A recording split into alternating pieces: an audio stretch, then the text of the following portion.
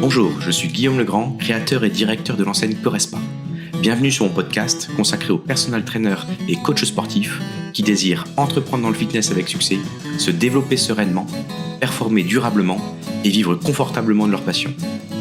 Vous pouvez également me retrouver sur ma chaîne YouTube et sur mon site internet Corespa Academy. Vous êtes prêts ? C'est parti !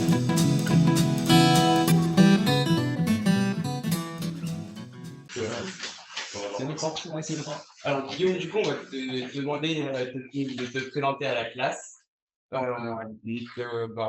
Qu'est-ce que tu as fait comme études, tes projets pro que tu as fait, que tu as réalisés, tes ambitions, s'il te plaît.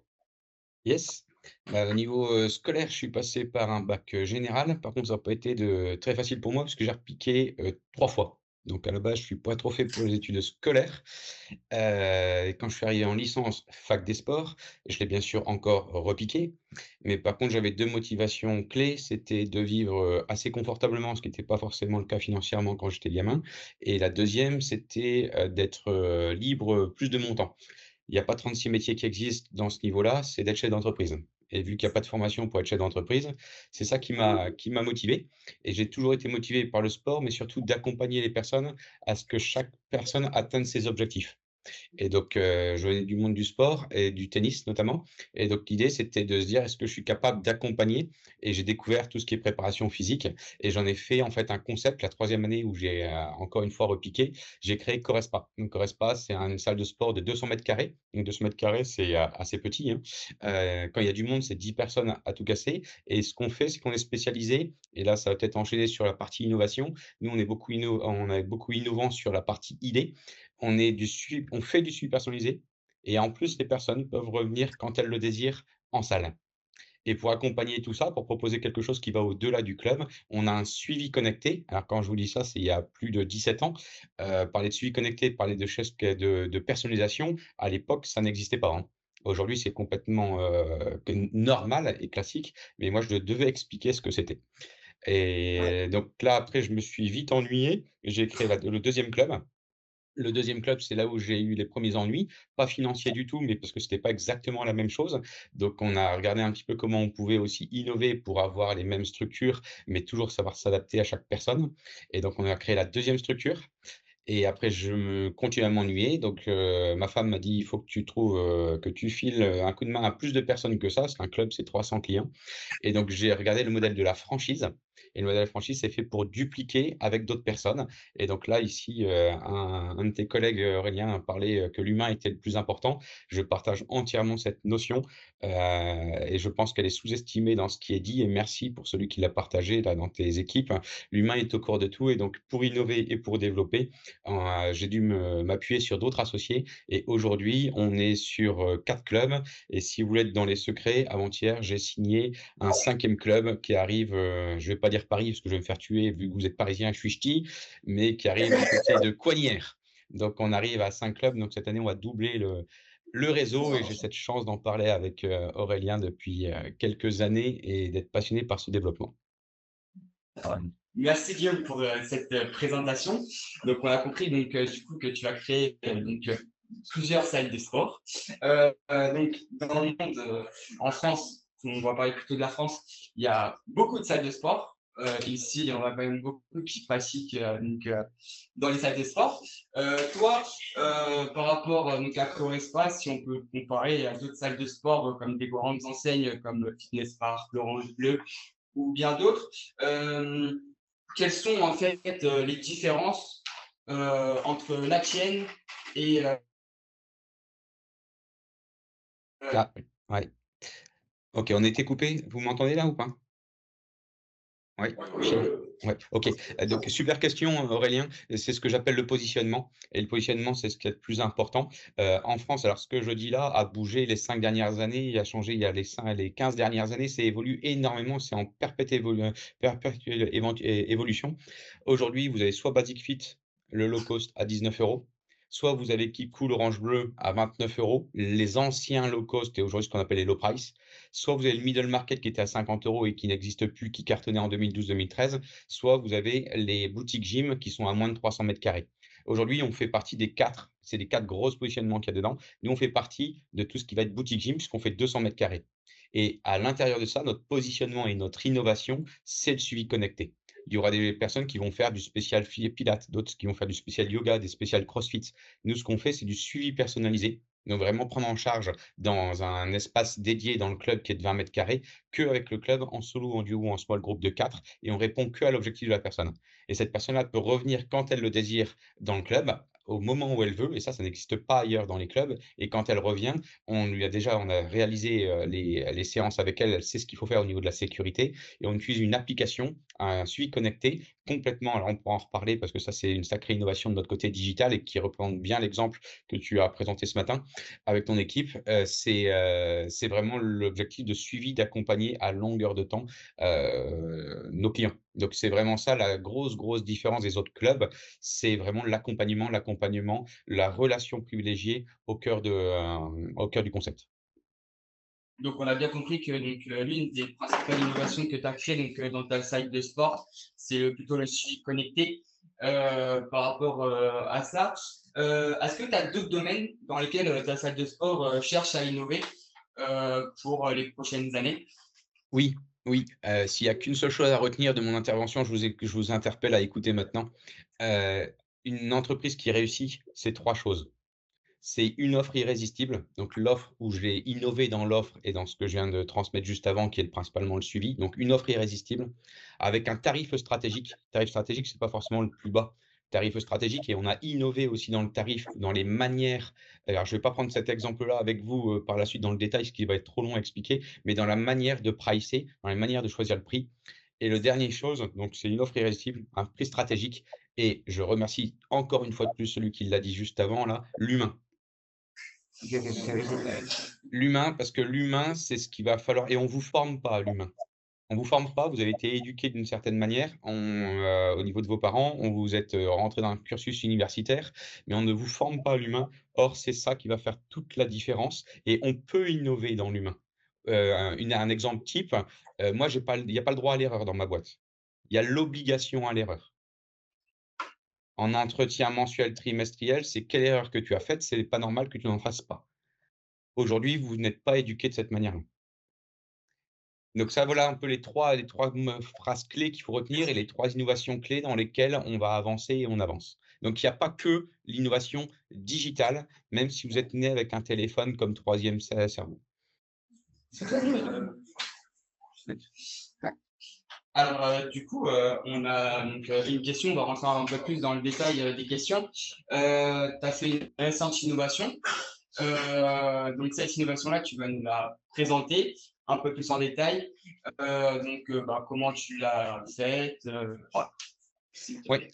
J'en prends 2, une rapidement, une deuxième. Une rapidement qui correspond plus à vous, l'aspect purement digital. J'avais créé une application, qui a duré pendant plus de 7 ans, donc je l'ai suivie. Mais quand je vous dis ça, c'est vraiment tout début des applications en 2010-2011. En 10 ans, j'ai mis un peu plus de 80 000 €, des heures passées, monumentales et avec la crise, incapable de suivre tant financièrement, tant dans ce qu'il faut faire. Donc moi, je suis plutôt un exemple où maintenant je le sous-traite. Une bonne application aujourd'hui, c'est 200 000 €. Et ce qui est plus cher, c'est pas le coût à créer, c'est la maintenance tout le temps. Donc moi, j'ai plutôt fait le choix de m'appuyer à sous-traiter avec des bons pour pouvoir utiliser leur puissance et nous, travailler plutôt sur l'innovation, on va dire intellectuelle, comment on peut faire pour l'expérience client pour le suivre. Et donc le choix que j'ai fait pour vous présenter, quand Aurélien m'a demandé d'aller vous présenter quelque chose en innovation, nous, ce sera plutôt sur l'expérience client et toute la partie digitale qui est la relance. Donc tout ce qui va être les campagnes mail, tout ce qui va être le suivi automatisé donc par mail, par SMS, par téléphone, avec des scripts types. C'est ça, aujourd'hui qui est, on est en plein dedans. On est en plein dedans et l'idée, c'est de se dire comment avec le digital quand je dis le digital, c'est très large, hein. Ça peut être, un outil comme System.io qu'on utilise. Ça peut être bien entendu notre ami ChatGPT qui est énorme et qu'il faut utiliser au quotidien. Mais avant de l'utiliser, il faut lui donner ce qu'on a envie d'avoir et comment on veut que nos clients soient suivis. Donc ce qui est hyper intéressant, c'est ne pas se baser uniquement sur les outils. Souvent, on parle que d'outils, mais il faut bientôt sûr parler de stratégie, ce qu'on a envie de faire et comment prendre en charge. Et après, on trouvera l'outil qui convient. Donc là, aujourd'hui, nous, c'est ça où on a avancé énormément dessus. Et le dernier exemple qu'on a pris, j'aime beaucoup l'innovation dès qu'il y a un lien avec l'usage. L'usage, c'est faciliter l'usage, l'expérience auprès de nos clients. Nous, par exemple, avant, on avait une carte pour badger. Maintenant, on badge avec un téléphone. Donc voilà un petit peu les 3 exemples, types aujourd'hui dans lesquels, on innove et dans lequel on avance dessus, qui sont en lien entre l'expérience client et le digital. Merci Guillaume. Du coup, je vais laisser la parole à Elias dans la continuité des questions. Du coup, pour la prochaine question, c'est plus sur le côté créatif. Comment tu fais pour permettre à ton équipe, à tes équipes, de mettre en place le côté créatif et du coup de mettre en place les nouvelles idées, les nouvelles innovations au sein de ton équipe? Oui, je répondrai en 2 temps. La première, à Correspa, on fonctionne par rapport à chacun ses rôles et ses missions. Il y a quand même des missions et des personnes qui sont plus à même de le proposer. Typiquement un développeur réseau, typiquement moi, mon cas où je suis responsable de la veille concurrentielle, c'est tout à fait des postes où c'est avant tout notre fonction. Donc il y a quand même d'autres personnes, il y a des personnes qui sont spécifiques pour, développer ces choses-là. Et bien entendu, après, l'objectif, c'est d'aller remonter et chercher l'ensemble des idées. Et donc là, on a mis beaucoup des process, mais l'idée quand des process, il ne faut pas vous dire que c'est difficile. L'objectif, c'est de simplifier la relation et le trouver au bon endroit. Concrètement, on a mis des commissions en place. Des commissions, c'est-à-dire que concrètement, il y a des lieux en digital avec un espace dédié à Correspa où chaque personne, que ce soit un coach sportif, un associé, un salarié, un manager de club ou voilà, quelle que soit la personne de l'équipe, peut aller de manière anonyme ou de manière à dire qui il est, de poser une idée. Dans les entretiens mensuels, avec nos salariés qui sont coachs sportifs, je leur demande aussi minimum d'avoir une idée qui vient soit d'eux, soit de la clientèle. Puisque vu qu'on fonctionne par mission, il y a des choses où moi, purement dans la veille concurrentielle, j'aurais peut-être plus de facilité à aller voir l'information ou de trouver des nouvelles idées. Par contre, vu que je suis plus sur le terrain, eh ben, j'ai besoin des yeux de mes coachs sportifs pour écouter les clients. Donc les idées viennent autant de la clientèle, autant des coachs qui sont leur métier, autant de la veille concurrentielle de nos concurrents, autant, et ça il ne faut pas l'oublier, tous les autres marchés. Moi j'ai beaucoup regardé pour me créer Correspa, le marché de tout ce qui est Carrefour City, Carrefour Market, hein, et de regarder tout ce qui était au niveau de l'aviation avec tout ce qui était les low cost. Donc ne pas se fixer uniquement à un domaine d'activité pour pouvoir innover. Donc les commissions, qui touche tout le monde, et le deuxième entonnoir, c'est les enquêtes de satisfaction. Après, il y a aussi quelque chose qui est très, très surprenant et que je découvre que depuis 6 mois. Ceux qui sont intéressés par entreprendre, je vais faire ma promotion, vous pouvez aller voir mon podcast, écouter mon podcast, vous êtes sur Correspa Academy. Et le podcast, je suis très, très, très, très surpris. Le podcast, c'est d'être avec vous pendant que vous faites votre footing ou dans votre bagnole. Et donc, on crée une relation, on prend un café ensemble. Et cette notion d'être par audio, je suis très surpris d'avoir des retours de ma communauté qui m'envoie un mail ou qui m'envoie, par n'importe quel support, et qui m'envoie en fait des idées. Parce qu'à force de discuter dans de la relation et de la discussion, même en podcast, entre guillemets, je les ai jamais vus en présentiel, mais ils me répondent et eux-mêmes me donnent des idées sur lesquelles je n'avais pas forcément pensé. Donc là, les entonnoirs que je peux vous donner: commission, enquête, mail, ça veut dire qu'il faut des process, mais en même temps, il faut être avant tout dans la relation. Je ré je C'est pour le prof qui est là et qui m'écoute, celui qui a parlé de l'humain, vous lui mettez +5. Donc là, ici, on revient encore une fois à l'humain. Si vous ne savez pas mettre d'humain et si vous n'avez pas créé de relation, vous n'aurez pas le retour de ces informations. Ça paraît très logique ce que je dis, ça paraît enfantin, mais regardez vous, votre expérience que vous avez dans les entreprises, à quel moment vous mettez l'humain en premier? Et regardez quand vous n'êtes pas content de vos stages ou de vos lieux, c'est parce que vous ne pouvez pas vous exprimer. Bon, merci pour tes conseils, Guillaume. Fred va parler un peu plus par rapport à ton équipe de Correspa. Ah, je te laisse. Comment tu impliques ton équipe dans le processus d'innovation et la recherche de nouvelles idées pour améliorer l'offre de ta salle de sport? Oui. Pour améliorer Est-ce que l'offre de nos- est-ce que tu peux me reposer la question avec une question plus précise, concrètement? Parce que là, elle est tellement large que je ne sais pas vers où t'orienter. Pour améliorer l'offre de ta salle de sport, comment tu impliques ton équipe pour la recherche des nouvelles innovations. Est-ce que par exemple, tu fais des réunions mensuelles? Est-ce que ils viennent à ton bureau quand ils ont une idée innovante, ils viennent à ton bureau et vous en discutez tous les deux? Quel processus en fait tu utilises? Alors, il y a 2 processus. Quand c'est plutôt avec moi et le groupe, ça veut dire tous les clubs, je passe par les managers, les franchisés et là, ça passe par ce que je viens de dire juste avant, les commissions et donc les commissions, c'est concrètement, il y a 2 outils où on peut aller donner ses idées sur la partie informatique, sur la partie communication et la partie fournisseur. Et après, pour les clients, on passe par les enquêtes de satisfaction et ça, on en fait une par an. Donc ça, c'est pour la notion groupe, club. Et par rapport aux clients même, ça, je passe directement par les coachs sportifs salariés, mais qui ne me le font pas remonter à moi, qui font remonter en fait aux managers, qui les managers remontent. Est-ce que ça répond concrètement à la question? Ouais. Pour moi, je pense qu'il y a l'ensemble. C'est bien. Ok. Et comment tu peux mesurer le succès de tes initiatives innovantes mises en place dans ton entreprise? Pour mesurer le succès de votre entreprise, comment vous le faites? Alors, j'entends très mal, hein. Comment définir le succès dans l'entreprise, c'est ça? C'est ça. OK. Succès. Par chiffre d'affaires, Alors, tout à l'heure, je vous ai donné la solution magique d'une entreprise qui marche avec une offre irrésistible, un prix stratégique et de l'humain. Pour le succès, ma recette magique, elle est très simple. C'est de la stratégie qui multiplie le mindset et avec ça, vous augmentez, vous ajoutez le temps. Et je ne sais pas si vous écrivez, mais je vous conseille vraiment de l'écrire, ce truc-là. Si on m'avait dit ça sur les bancs de la fac à l'époque, j'aurais gagné un temps, des années. Je leur dis, c'est stratégie. Donc stratégie, ça veut dire qu'il faut encore une fois passer par l'humain pour expliquer la stratégie et avoir une ouverture d'esprit. Fois le mindset. Le mindset, c'est l'état d'esprit. On est dans un monde qui bouge tout le temps, en interaction tout le temps. Aujourd'hui, la crise, elle est derrière nous, mais un Covid pour venir. Aujourd'hui, il fallait passer en digital en même pas une semaine. Donc aujourd'hui, le mindset, l'état d'esprit, c'est comment je peux rester avec tout ce qui est facteur limitant, comment je peux rester ouvert et mettre en place les choses assez rapidement. Et après, c'est une question de temps. Parce qu'une question de temps, il y a beaucoup d'images sur les réseaux sociaux qui expliquent ça. Des fois, il faut juste attendre un tout petit peu plus longtemps pour que ça fonctionne. Une stratégie, je sais qu'on est dans une société du je claque des doigts, il faut que ça arrive. On est dans une société où du zapping, mais l'objectif, c'est quand même d'avoir une stabilité pour un moment performer.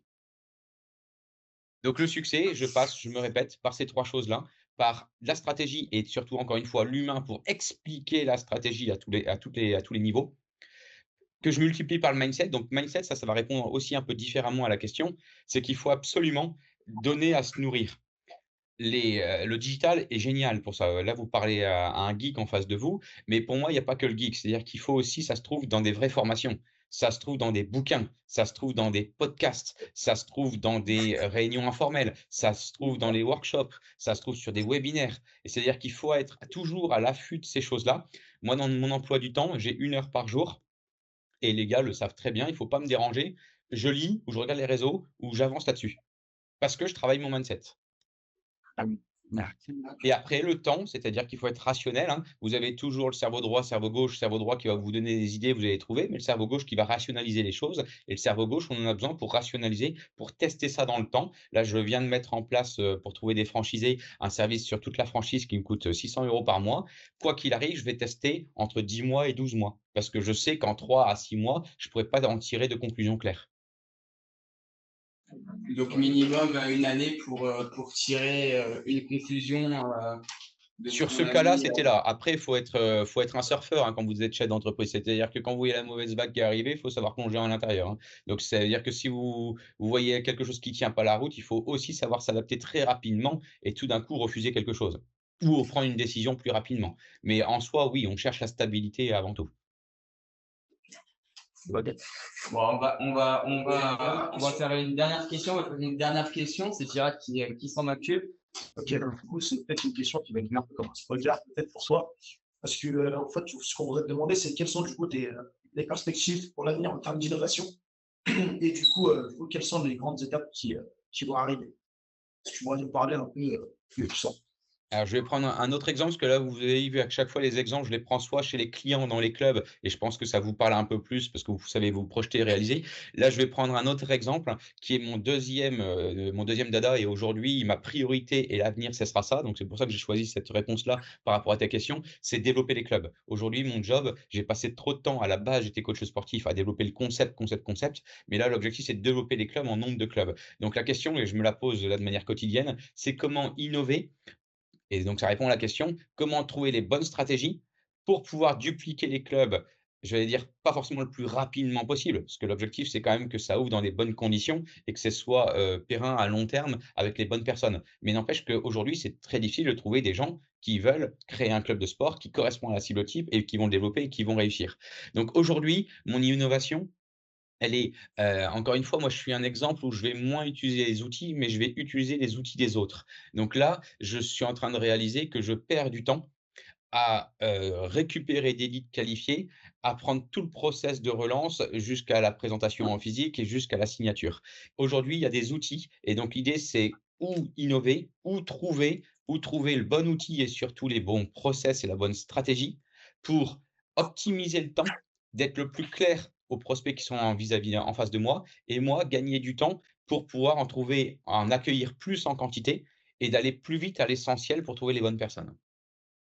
Et donc là, on est en train de regarder, 2-3 logiciels qui fonctionnent, et de trouver aussi surtout les bons process, comment fonctionner étape par étape, sans mettre trop d'étapes, sans en mettre pas assez, pour pouvoir gagner du temps mutuellement, moi à recruter et que la personne, puisse, venir vers moi. Ok, merci beaucoup. Merci Alexis pour ton input. Tu vas rester encore un petit peu avec nous pour savoir si d'autres élèves ont des questions à te poser et faire un petit débrief. Et et Merci beaucoup. Merci beaucoup. Donc, quelques questions de la classe.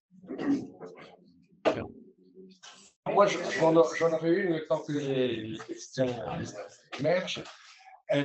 C'est votre équilibre vie privée, vie professionnelle. Qu'en est-il de votre conjointe? Comment vit-elle votre engagement entrepreneurial aussi fort? Alors, question hyper intéressante, et on la voit de plus en plus arriver. Plus on prend en âge et plus les générations, arrivent.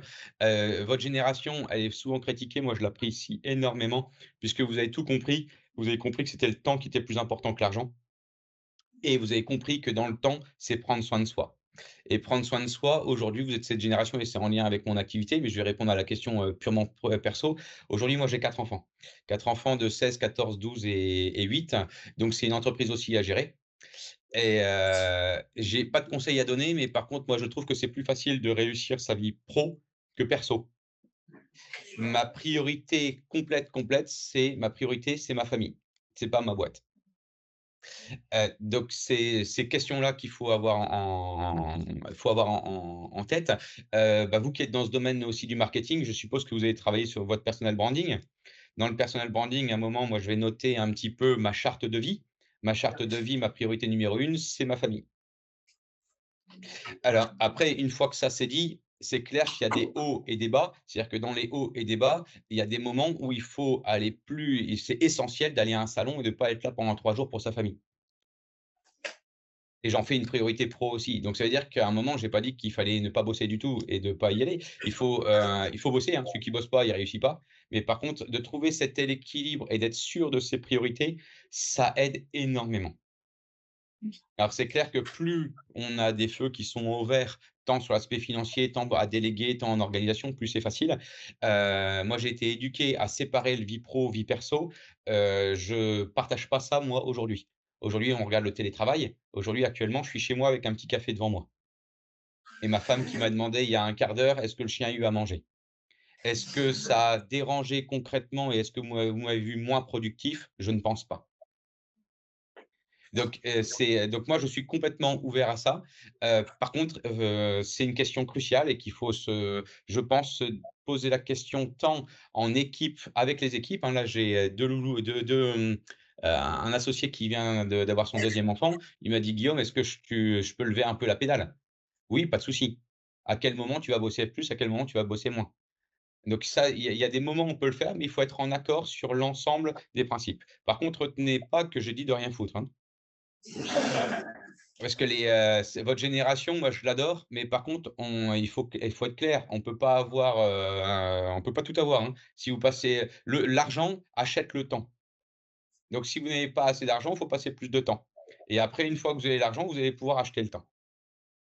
Mais par contre, le temps, on a tous le même temps, hein. Bill Gates, il a le même temps que nous. La journée fait la même 24 heures. Et le temps, vous ne pouvez pas, il y a des choses qu'on peut pas acheter. Quand je sais que mes grands-parents n'étaient pas mon grand-père n'est pas à la naissance de ses petits-enfants, moi, c'est quelque chose dont j'hallucine. C'est quelque chose qui ne se répétera pas. Donc l'argent n'achète pas tout non plus. Donc pour moi, c'est une question de priorité et d'être en équilibre sur ses priorités et quand on recrute, on rajoute maintenant 10 points à celui qui l'a dit, l'humain est au cœur de tout. L'humain est au cœur de tout, ça veut dire que dans les équipes, c'est hyper important et là, on va se frotter à la loi française qui n'est pas faite pour ça. Aujourd'hui, on signe des CDI. Aujourd'hui, quand on vous embauche, on ment le premier jour. Un CDI, moi, je suis incapable de ce qui va se passer demain. Je suis incapable de savoir qu'il y a une crise et donc je suis incapable à mes coachs sportifs qui ne faisaient pas de visio, de leur dire: «Vous passez en visio», alors que leur fiche de poste n'était pas prévue. Donc ça veut dire que, la relation doit toujours être à ce niveau-là pour pouvoir s'adapter au contexte économique et sachez qu'on est toujours moi je mets dans mes réunions, je mets toujours alors mes réunions pro et ça répond aussi à la question, que vous m'avez posée par rapport au niveau perso, je mets très souvent aussi une chaise vide et cette chaise vide, c'est Corespa. Parce que Corespa est une entité à part entière, entité morale et elle a sa place à prendre. Et donc quand vous bossez, moi je entre guillemets, «j'ai pas de patron» si, je bosse pour une entité et donc cette entité, cette entreprise va s'exprimer et on bosse pour les besoins de la boîte, on bosse pas pour un patron. Ouais. OK? Merci. Je suis. Si vous êtes intéressé, réécoutez, le prochain podcast qui passe le mois prochain et exactement là-dessus, sur vie pro, vie perso. Mais c'est une question existentielle, hein. Parfait. Alors, il y a une question là. J'aimerais vous poser une question que si vous vous demandez, vous êtes présent sur quels réseaux sociaux exactement? Est-ce qu'il y a quelqu'un qui Aurélien, tu peux me redire plus près, s'il te plaît? J'ai pas entendu. Pierre te pose sur quels réseaux sociaux tu es présent? Ah oui, bah, tiens, tu veux que je continue à faire ma pub? Alors, en termes de stratégie, ma difficulté, c'est que je dois parler aux clients et je dois parler aux entrepreneurs. Et donc j'ai fait le choix au niveau des clients. Alors bien sûr, je suis alors pour les vieux comme moi, sur Facebook, j'ai 42 ans. TikTok, ça m'intéresse pas, même si je l'ai testé et vous me verrez en présence, puisqu'en fait, je touche pas ma cible type qui est locale et je touche pas du tout les entrepreneurs. Et donc je l'ai lancé, donc ça, je le mets un peu de côté. C'est, Facebook, c'est Insta pour les clubs et c'est LinkedIn. Et à chaque fois, vous verrez, si vous tapez Corespa officiel ou Corespa, vous verrez que je parle plus à la clientèle. Et par contre, si vous allez sur mon profil, Guillaume Legrand, là, je parle plus aux entrepreneurs. Et c'est pour ça que j'ai créé aussi 2 sites internet, Corespa qui parle aux clients et Corespa Academy qui parle aux entrepreneurs. OK. Une autre question? Oui, en fait, le mois dernier, on avait eu un intervenant du coup sur les entreprises familiales. C'est ça? C'est ça. La reprise. La reprise d'entreprise, pardon, la reprise d'entreprise. Est-ce que dans un futur proche ou loin, vous comptez en fait mettre justement des membres de votre famille justement à vos côtés, ou même qui sait céder peut-être même votre entreprise à ces personnes-là? Ouais. La question elle est dure, hein. Ton prénom, c'est comment? Idir. Ta question, elle est pertinente. Elle est pertinente. Je fais partie d'un réseau qui s'appelle Réseau Entreprendre et c'était la dernière formation que j'ai eue la semaine dernière. C'est pour ça que je souris. Et j'ai 4 enfants et j'ai un de mes petits loups à 10 ans. Il m'a sorti, bah, globalement, parce que ses grands frères sont en stage actuellement, ils se disent: «Qu'est-ce que je vais faire comme boulot?» Il me fait: «Papa, tu veux pas me passer Corespa, ce sera plus facile». Donc il m'a fait rire. Et ma réponse cash, et tu aurais dû voir la tête de ma femme quand j'ai répondu cash, je lui ai dit: «Il n'est pas question, vous le méritez pas». Et donc Et donc, sur l'aspect purement, moi j'ai l'énorme chance, c'est vraiment l'énorme chance que je me suis construit, vraiment tout seul. Je suis pas un fils à papa et je pars de rien et j'ai l'énorme chance de pas d'avoir d'investisseurs au-dessus de moi. Et j'ai la chance d'être au capital à 100. Parce que je dis ça parce que, des fois tu as pas vraiment le choix, c'est qu'il te manque du capital et cetera. J'ai fait le choix aujourd'hui de pas de faire de levée de fonds et mon objectif, c'est de ne pas faire rentrer quelqu'un à la tête du groupe. J'ai aucun intérêt financier, mais encore une fois, là je reviens avec la question vie pro, vie perso. Je ne veux pas dépendre de quelqu'un.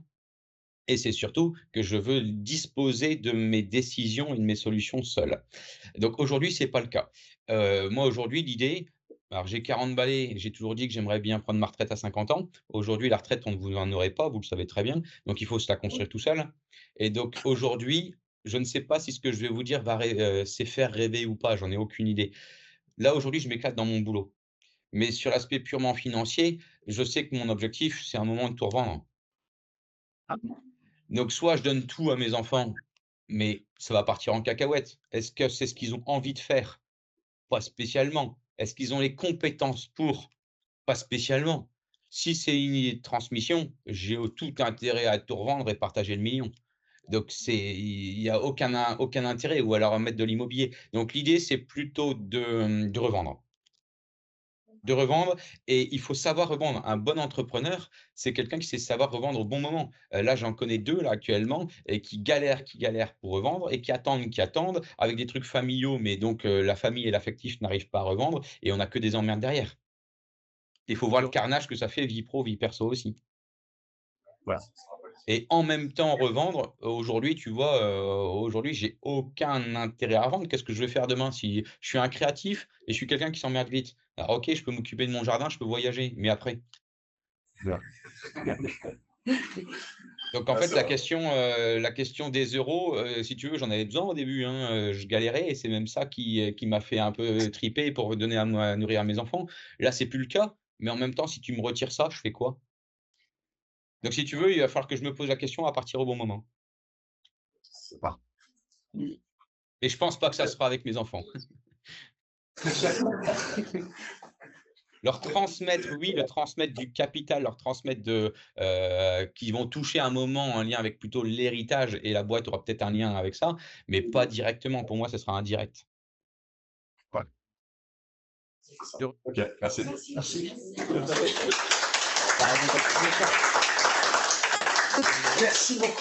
Merci beaucoup. C'était très riche et très direct. C'est ce que je recherche dans ce cours. Très bien. On fait une petite pause. Merci beaucoup, Guillaume. Merci. Allez, ciao. Et comme ça.